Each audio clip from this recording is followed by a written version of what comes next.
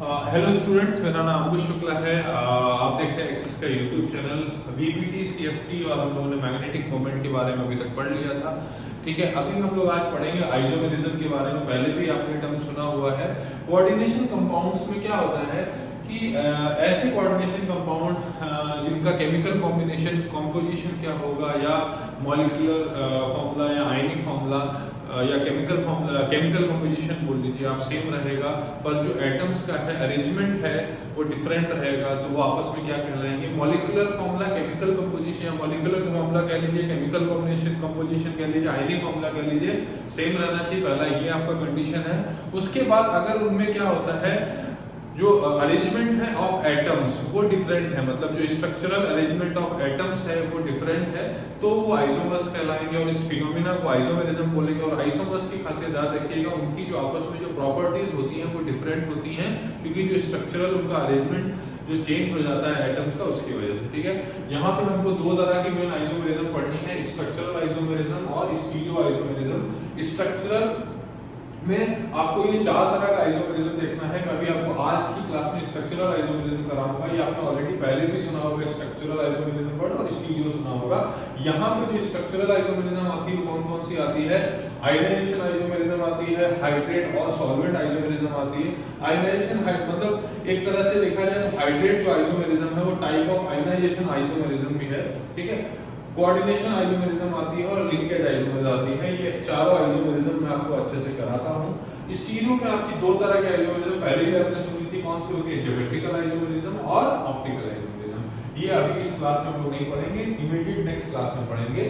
आज हम लोग ये चार आइसोमेरिज्म के बारे में देखेंगे। स्ट्रक्चरल आइसोमर्स कौन होते हैं? स्ट्रक्चरल आइसोमर्स मतलब इसके वर्ड से, इसके नाम से ही पता चल रहा है कि जो स्ट्रक्चरल डिफरेंसेस रहेंगे मॉलिक्यूल्स में। ठीक है, molecular formula, chemical combination composition या आयनिक फॉर्मूला सेम रहेगा कोऑर्डिनेशन कंपाउंड का, पर जो स्ट्रक्चरल चेंजेस आएंगे, या अगर स्पेसिफिकली बोला जाए तो एटम टू एटम जो बॉन्डिंग है उसके सीक्वेंस में फर्क आता है। एटम टू एटम बॉन्डिंग में सीक्वेंस में फर्क आता है। वो भी आपको ये जो वर्ड मैं आपको बोल रहा हूँ या टर्म बोल रहा हूँ, ये आपको समझ आ जाएगा। पहला हेडिंग डाल दीजिए, आयनाइजेशन आइसोमेरिज्म। ठीक है, तो अब देखिए आयनाइजेशन आइसोमेरिज्म में क्या होता है। ठीक है, इस तरह की आयनाइजेशन आइसोमेरिज्म में पहला पॉइंट आप ये समझ लीजिए कि जैसे हम लोग क्या करेंगे, आपको पता होगा कि हम लोग जब भी कोऑर्डिनेशन कंपाउंड्स को हम लोग सॉल्वेंट में या वाटर में डालते हैं, ठीक है, तो होता क्या है कि हमें क्या मिलता है, एक डब्बा आयन मिलता है और उसके बाद जो काउंटर आयंस मिलता है। डब्बे के अंदर जो भी आयंस है, ठीक है, वो अलग अलग नहीं होते, वो एक डब्बे आयन की डब्बा आयन की तरह से जाना जाता है। मतलब जो कोऑर्डिनेशन एंटिटी या कोऑर्डिनेशन स्फीयर के अंदर जो भी चीजें वो एक आयन रहती है, बाकी काउंटर आयंस रहते हैं। तो जब आप ऐसे कंपाउंड्स जिनको आप पानी में डालते हैं, कंडीशन पहले से लगी हुई है, मॉलिक्यूलर फॉर्मूला, केमिकल कॉम्बिनेशन है, आयनिक फॉर्मूला सेम है, डालते हैं, और अगर आपको आयंस डिफरेंट मिलते हैं सॉल्यूशन में, ठीक है, तो आप उनको जो है आयनाइजेशन आइसोमर्स बोल सकते हैं, या इस फिनोमेना को आयनाइजेशन आइसोमेरिज्म बोल सकते हैं। ये किस तरह के कंपाउंड्स में होता है वो देख लीजिए। ठीक है, जैसे मैं एक एग्जांपल आपको देके बताता हूँ। ठीक है, आयनाइजेशन आइसोमेरिज्म में जैसे एक एग्जांपल देखिए, एग्जांपल से ज्यादा आपको समझ में आएगा। जैसे CONH3 का होल 5 SO4 Br, और दूसरा यहां ले लिया CONH3 का होल 5 BrSO।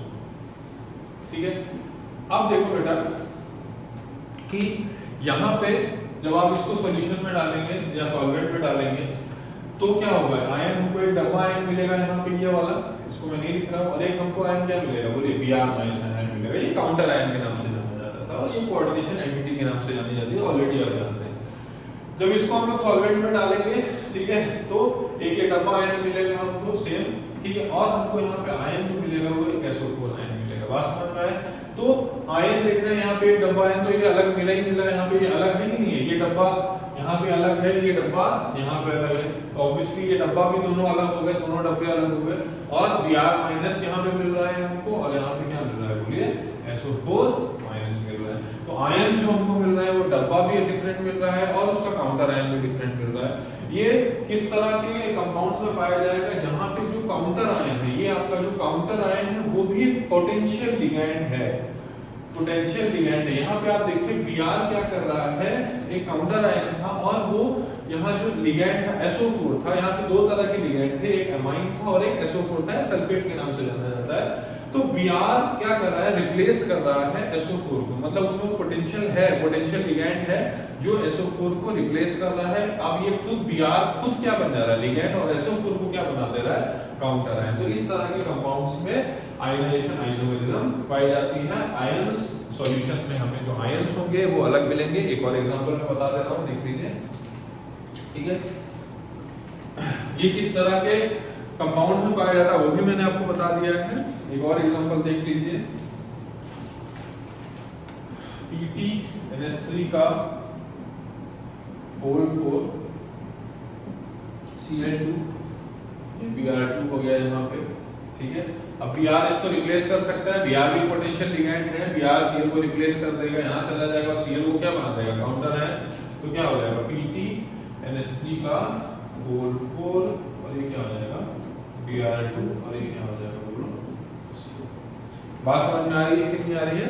तो ये आयनाइजेशन आइसोमेरिज्म के बारे में होगा। अगला हेडिंग डाल दीजिए हाइड्रेट आइसोमेरिज्म या सॉल्वेंट आइसोमेरिज्म। इस तरह की जो आइसोमेरिज्म होती है, जो आगे आपको हाइड्रेट या आयनाइजेशन जो हाइड्रेट या सॉल्वेंट आइसोमेरिज्म के बारे में जान लीजिए कि इसमें ये उन तरह के कंपाउंड्स में पाई जाती है जहां पे जो हमारा सॉल्वेंट होगा वो हमारा वाटर होता है। तो वाटर आपको पता है एक अच्छा सॉल्वेंट तो वही है, साथ ही साथ वो एक लिगैंड भी है, वो लोन पेयर भी दे सकता है, ठीक है।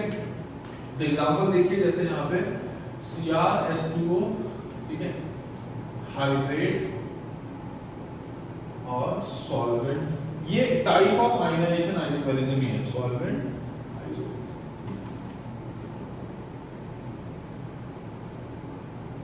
ठीक है। CrH2O का होल 6 Cl3। ऐसा हो सकता है कि एक H2O बाहर आ जाए। अब देखिए Cl का वो पोटेंशियल है कि H2O को रिप्लेस करे, H2O को क्या बना दे, सारे H2O को नहीं, अगर एक जाता है तो एक H2O को बाहर देगा, क्योंकि यहाँ पे जो कोऑर्डिनेशन नंबर 6 है वो चेंज नहीं हो सकती, ठीक है। तो जैसे ये बना सकता है, देखो बेटा, CrH2O का होल क्या हो गया, H2O का होल 5 हो गया, ये Cl हो गया, यहाँ पे क्या हो गया, बोलो, Cl2 हो गया। बात समझ में आ रही है कि नहीं आ रही है। तो इस तरह से हो गया। अच्छा, एक बात यहाँ पे देख लीजिए, क्या होता है, यहाँ पे आप देखिए क्रोमियम का जो ऑक्सीडेशन नंबर है वो कितना है। देखो बेटा, एक चीज यहाँ ध्यान दे दीजिएगा, जैसे मैं मान लो आपको बोला जाए कि इसमें कितने हाइड्रेट आइसोमेरिज्म पॉसिबल है, ठीक है। तो देखो कैसे होता है, ये +3 है, ठीक है। तो इस पे जो चार्ज हो गया वो टोटल कितना हो गया, +3 हो गया, और इस पे कितना हो गया, बोलो -3 है, आपका अट्रैक्शन फोर्स लग रहा है। यहाँ पे देखिए क्या होगा, यहाँ पे देखिए इस पे +3 चार्ज था, ठीक है, +3 चार्ज था, इसकी वजह से -1 है, इससे कोई मतलब नहीं है। तो इस पे कितना चार्ज हो गया, बोलिए +2 हो गया, और इसमें क्या हो गया, बोलिए -2 हो गया। यहाँ पे देखो H2O, बात समझ में आया। तो ये वाटर यहाँ पे जो क्रिस्टलाइन फॉर्म में है वो रहेगा कैसे, अट्रैक्शन तो मिलना चाहिए अगर उसको रहना है। यहाँ पे क्या है, एक वाटर ऑफ क्रिस्टलाइजेशन है, मतलब वाटर क्रिस्टलाइन की फॉर्म में प्रेजेंट है, ठीक है। तो यहाँ पे देखिए इस पे कितना चार्ज है, इस वाली जो यहाँ पे देखिए Cl2 है, ठीक है, Cl2 से ये जुड़ा हुआ है, ठीक है। तो Cl2 पे कौन सा चार्ज है, बोले -2 है, ये एक डाइपोल है। तो अब क्या होगा, यहाँ पे अट्रैक्शन कैसे हो सकता है, ये आयन हो गया, और आयन यहाँ पे क्या होगा, आयन डाइपोल इंटरेक्शन हो सकता है कि नहीं हो सकता है, कैसे, वाटर डाइपोल होगा, उसमें क्या होगा, पॉजिटिव पोल होगा, नेगेटिव पोल होगा, तो इस तरफ कौन सा पोल आ जाएगा, पॉजिटिव पोल। तो आयन डाइपोल अट्रैक्शन लग रहा है, बात समझ में आए। एक और हम लोग कर सकते हैं, जैसे एक और हम लोग Cl को अंदर ले लें, 2 H2O को ले लें, ठीक है। तो CrH2O का होल 4, ये आपके एनसीईआरटी में नहीं दिया है, 2 Cl2 ले गया, और यहाँ पे क्या आ गया, बोलिए 1 C लगा गया, बात समझ में आया। और H2O कितने आ गए, बोलिए 2 H2O आ गए, बात समझ में आई, ठीक है। यहाँ पे कितना चार्ज हो गया, बोलिए +3 है, यहाँ पे कितना चार्ज हो गया, -2 है, कितना हो गया टोटल +1, ये +1 हो गया, ये -1 हो गया, और ये डाइपोल हो गया। तो फिर से यहाँ पे क्या हो गया, बोलो आयन डाइपोल इंटरेक्शन हो गया, ठीक है। अब देखिएगा यहाँ पे जैसे हम लोग सारे के सारे वाटर निकाल रहे हैं, CrH2O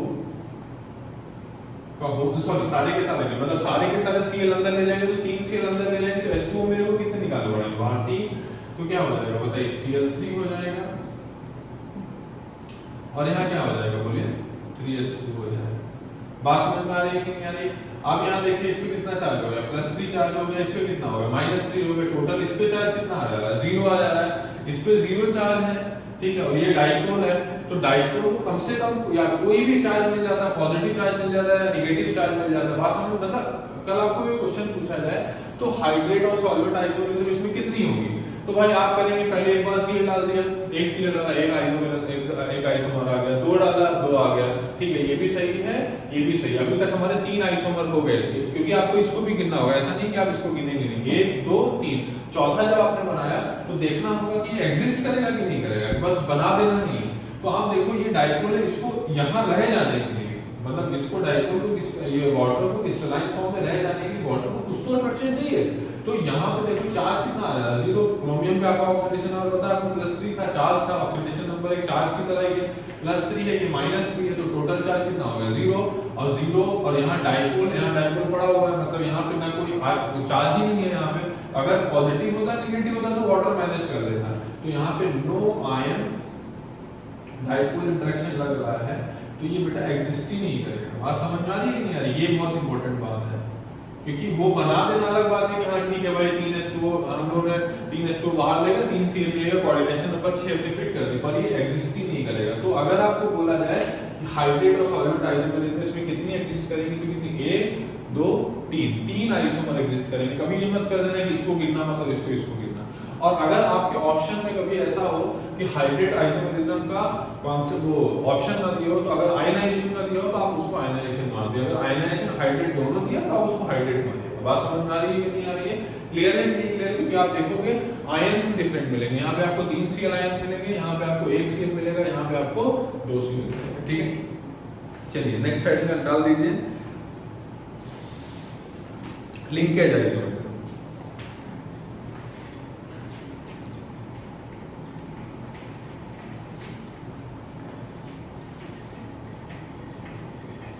लिंकेज आइसोमेरिज्म किन कंपाउंड्स में होगी? यहाँ पे आप याद रखिए, जैसे सॉल्वेंट वाला तो उसमें एक छोटा सा लाइन है कि जो मतलब जो वाटर है वो सॉल्वेंट फॉर्म में रहता है। बात समझ में आ रही है कि नहीं आ रही है? ठीक है, तो यहाँ पे लिंकेज आइसोमेरिज्म किस में होगी? देखिए होगा क्या कि ऐसे कोऑर्डिनेशन कंपाउंड्स जिनमें एक भी लिगैंड, कम से कम एक भी लिगैंड क्या होगा, एम्बिडेंटेट होगा। क्या होगा? एम्बिडेंटेट होगा। तो क्या होगा, मान लीजिए जैसे NO2 ले लिया, ठीक है, NO2 क्या हो सकता है, N से भी लोन पेयर दे सकता है और O से भी लोन पेयर दे सकता है। तो जब वो N से एक बार लोन पेयर देगा और जब एक बार O से लोन पेयर देगा, तो दोनों कंपाउंड क्या हो जाएंगे, वो अलग अलग हो जाएंगे। भले उनकी जो आपका केमिकल कॉम्पोजिशन, मॉलिक्यूलर फॉर्मूला, आयनिक फॉर्मूला सेम बोल लीजिए, पर उनकी जो प्रॉपर्टीज होंगी, यहाँ तक उनकी colours, physical and chemical properties में डिफरेंट आ जाएंगे। तो एम्बिडेंटेड, अगर एक भी एम्बिडेंटेड लिगैंड होगा उस कोऑर्डिनेशन एंटिटी में, तो इस तरह ऐसे कंपाउंड्स क्या होते हैं, वो लिंकेज आइसोमेरिज्म दे सकते हैं। लिंकेज से समझ में आ रहा है ना कि NO2 कभी N से लिंक कर सकता है सेंट्रल मेटल एटम से और कभी O से कर सकता है, तो इसीलिए इसका नाम दिया गया है लिंकेज आइसोमेरिज्म। इस तरह के आइसोमेरिज्म एग्जिस्ट करने के लिए कोऑर्डिनेशन एंटिटी या कोऑर्डिनेशन कंपाउंड में जो लिगैंड्स है उसमें मिनिमम एक लिगैंड ऐसा होना चाहिए जो एम्बिडेंटेड हो। एम्बिडेंटेड मतलब वो केपेबल हो, उसके पास 2 एटम्स ऐसे हो जिसके थ्रू वो बॉन्डिंग कर सकता है या lone pair central metal atom को डोनेट कर सकता है, ठीक है। अब देखिए इसमें मैं आपको एग्जांपल कराता हूं, ठीक है। CONH3 का होल 5 CnCl2। अब देखिए Cn C से भी दे सकता है और N से भी दे सकता है, तो जब वो C से दिया यहाँ पे वो C से दे रहा है, ठीक है। तो अब एक और ऐसा हो सकता है इसका CONH3 का होल 5 क्या हो जाएगा, बोलिए NC हो जाएगा, ये Cl2। तो ये दोनों क्या हो गए, बोलिए लिंकेज आइसोमेरिज्म हो गए, क्योंकि यहाँ पे Cn ने C से लिंक किया था कोबाल्ट से और यहाँ पे N से लिंक किया है और Cn एक एम्बिडेंटेड लिगैंड है। अब जैसे क्वेश्चन आता है PtH2O का होल 4 NCS NO2,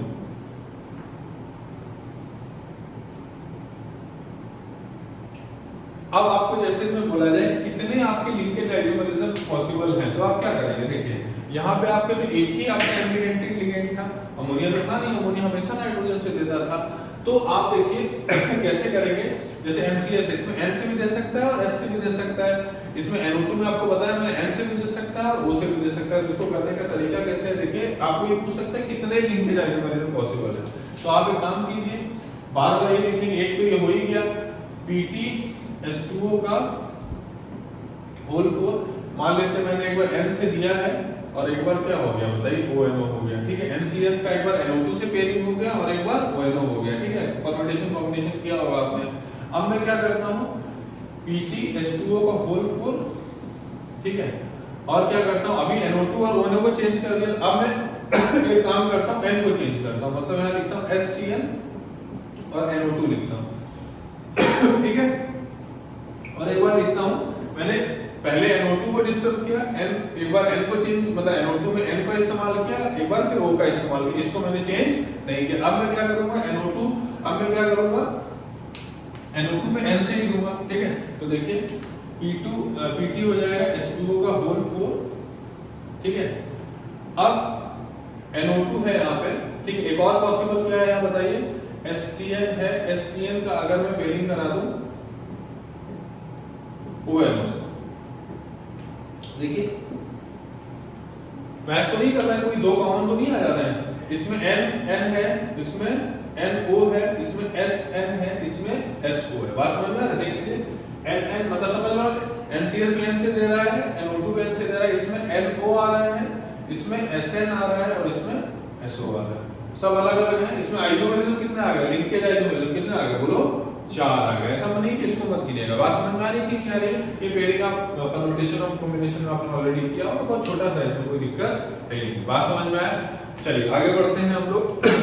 अब जो सबसे इंपॉर्टेंट है कोऑर्डिनेशन आइसोमरिज्म। कोऑर्डिनेशन आइसोमरिज्म उन कॉम्प्लेक्सेस में या उन कंपाउंड्स में होती है जिसमें जो दोनों एंटिटीज हैं, मतलब आपका मतलब वो कोऑर्डिनेशन कंपाउंड कैसे होंगे, कॉम्प्लेक्स कैटायन और कॉम्प्लेक्स एनायन, मतलब जो उसमें दो चीजें रहती है ना, एक आपका कैटायनिक पार्ट रहता है, एक एनायनिक पार्ट रहता है। तो कैटायनिक पार्ट भी आपका कोऑर्डिनेशन एंटिटी हो, ठीक है, और एनायनिक पार्ट भी कोऑर्डिनेशन एंटिटी हो, और उनमें आपस में क्या हो, लिगैंड का इंटरचेंज हो। क्या हो बेटा, लिगैंड का इंटरचेंज हो।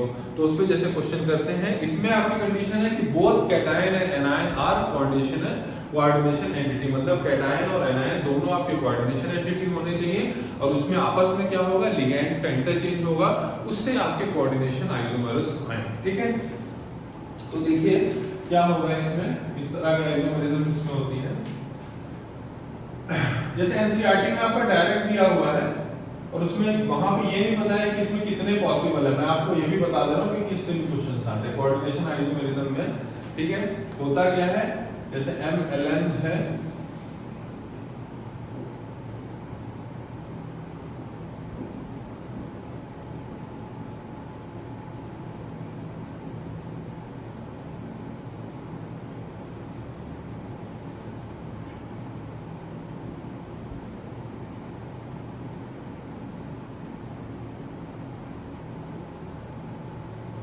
ठीक है।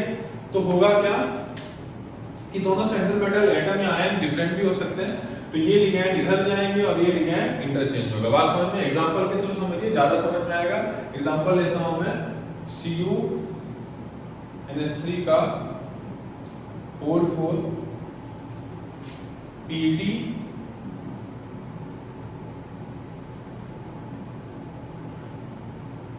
PtCl4, ठीक है। अब देखिए इसका तरीका क्या है, जैसे अब इसमें आप देखेंगे कैटायन कौन सा पार्ट होगा, एनायन कौन सा पार्ट होगा। एक काम कीजिए, इसका एक ट्रिक है, आप एक काम कीजिए भाई, आपको ये पता करना है ना कैटायन कौन है एनायन कौन है, पहले ये देख लीजिए, ठीक है। तो टोटल आपका नेगेटिव कितना है यहाँ पे देखिए, इससे तो कोई मतलब है नहीं, 0, ठीक है। तो इसमें कितना चार्ज है, बोलो -4, लिगैंड का देखो ना कितना है, 0 है, और इसका कितना -4, तो टोटल नेगेटिव कितना आ गया, -4। तो आपका टोटल पॉजिटिव कितना होना चाहिए, बोलिए टोटल हमारा जो है वो पॉजिटिव कितना होना चाहिए बताइए, +4 होना चाहिए। अब एक काम कीजिए आप, +2 को क्या कर दीजिए, +4 को आप आधा डिवाइड कर दीजिए, मतलब क्या करें, आधा करेंगे तो 2 2 आ जाएगा। तो एक काम कीजिए, इसको आप दे दीजिए +2 और इसको आप दे दीजिए +2। बात समझ में आ रही है कि नहीं आ रही है? ठीक है, अब +2 दे दिया तो क्या होगा बताइए, इस पे +2 ये 0, तो टोटल चार्ज इस पे कितना हो गया बोलिए, कितना हो गया बोलिए, +2 हो गया। इस पे टोटल चार्ज कितना, +2 -4 तो कितना हो गया, -2, तो ठीक है, कैटायन आयन हो गया। अब चलिए इसके हम लोग कोऑर्डिनेशन आइसोमेरिज्म बनाते हैं, तो कैसे होगा बताइए। हो सकता है एक Cl इधर आ जाए और एक अमोनिया उधर चला जाए, तो बनाइए क्या हो जाएगा, CuNH3 का होल थ्राइस क्या हो जाएगा, Cl हो जाएगा, ठीक है, और क्या हो जाएगा बताइए, PtNH3, ठीक है, और ये Cl3 हो जाएगा। मैं इस तरह से लिखता हूँ, जैसे अमोनिया है ना, एमाइन है, क्लोरो है, तो पहले अमोनिया आता है, इसलिए इसको लिख दिया। आप देखिए यहाँ पे चार्ज देखिए, जैसे +2 हो गया, ठीक है, और ये क्या है, -1 है, इस पे चार्ज टोटल कितना हो गया, +1, इसका कितना हो गया, +2 है, ये तो 0 हो गया, ये कितना हो गया, -3 हो गया, तो टोटल चार्ज कितना हो गया, -1, ठीक है, इस पे +1 और -1, ये मत सोचिएगा कि +2 हमेशा रहेगा, ठीक है, इसीलिए मैंने आपको वो तरीका बताया। अब एक काम कीजिए, आप 2 Cl इधर जाएगी तो क्या हो जाएगा बोलिए, CuNH3 का होल ट्वाइस, ये क्या हो जाएगा, Cl2, ये कितना हो जाएगा बोलिए, +2, यहाँ PtNH3 का होल ट्वाइस, ये क्या हो गया बोलिए, Cl2 हो गया, ठीक है। अब देखिए यहाँ पे कितना, -2 हो गया, चलो अब देखो यहाँ पे कितना चार्ज है बोलो, +2 है, कोऑर्डिनेट इसका ऑक्सीडेशन नंबर नहीं चेंज होंगे, सेंट्रल मेटल आइटम में, ठीक है, वो वही रहेगा, +2 ये 0 -2, तो टोटल चार्ज कितना 0, ठीक है, +2 0 -2 +2 -2 मिलके क्या होगा 0, इस पे 0 चार्ज, इस पे 0 चार्ज, साथ रह पाएंगे, कोई अट्रैक्शन ही नहीं है, तो ये बेटा एग्जिस्ट ही नहीं है। बात समझ में आ रही है कि नहीं आ रही, तो गलती से बना भी मत दीजिए, ठीक है। अब देखिए इसके बाद हम लोग क्या कर सकते हैं, ये Cl3 हो गया ना, हाँ, अभी हम लोग 2 Cl लाए थे, 3 Cl ले आते हैं, तो क्या हो जाएगा बोलो, CuNH3 का NH3 हो गया, ये Cl3 हो गया। अब यहाँ क्या होगा बोलिए, PtNH3 का होल थ्राइस Cl हो गया। अच्छा, ये +2 हो गया, ये सॉरी यहाँ कितना हो गया, -3 हो गया, तो +2 -3 कितना हो गया, टोटल -1 हो गया, +2 है यहाँ पे, ये 0 हो गया, ये -1, तो इसमें कितना +1 हो गया। हमारा जो एक स्टैंडर्ड है वो ये है कि कैटायनिक पार्ट को पहले लिखा जाए, एनायनिक पार्ट को बाद में लिखा जाए, तो इसको आप पहले लिख दीजिएगा और इसको आप बाद में लिख दीजिएगा, ठीक है। अब एक काम कीजिए, सारे के सारे Cl इधर ले आइए, Cu कितना हो जाएगा बताइए, ये अमोनिया खत्म ही हो गया, तो क्या होगा, CuCl4, ठीक है, CuCl4, उसके बाद क्या हो जाएगा, PtNH3 का होल 4 हो गया। तो यहाँ देखिए +2 है, -4 चल रहा है, तो कितना हो गया, -2, ये +2 है, ये कितना हो गया 0, सॉरी NH3 का होल 4 हो रहा है, हाँ, +2 ये 0, तो यहाँ पे कितना चार्ज हो गया बोलिए, +2, सही बात है ना, अट्रैक्शन है, कोई दिक्कत नहीं, पर इसको आप पहले लिख दीजिएगा और इसको बाद में। तो देखिए टोटल कितने कोऑर्डिनेशन आइसोमर्स आ गए आपका, एक तो पहला जो ओरिजिनल हाई था, एक ही आया, पहला ये, दूसरा ये, तीसरा कट ही गया था आपका ये, ठीक है, और ये कितना हो गया तीसरा, और ये कितना हो गया बोलो चौथा, 4 आपके कोऑर्डिनेशन आइसोमर्स। बात समझ में आ रही है कि नहीं आ रही है, ठीक है। चलिए एक और एग्जांपल करते हैं, उस पर हम लोग खत्म करेंगे लेक्चर अपना। अब हम लोग क्या करेंगे, कोऑर्डिनेशन नंबर जो लेते हैं वो 6 लेते हैं, तो और ज्यादा बनेंगे आइसोमर्स, ठीक है। लेकिन आपको जैसे अगर स्कूल में पूछा जाता है तो आप डायरेक्ट वो लिख देंगे, उसमें कोई दिक्कत नहीं, उसमें कोई भी एक एग्जांपल लिख दीजिए, या टॉप का पहला वाला और उसके बाद आखिरी वाला लिख दीजिए, उसमें कोई दिक्कत नहीं। लेकिन जब आपको पूछ लिया जाए कितने कोऑर्डिनेशन आइसोमर्स, तो आपको निकालने पड़ेंगे। जैसे FeNH3 का होल 6,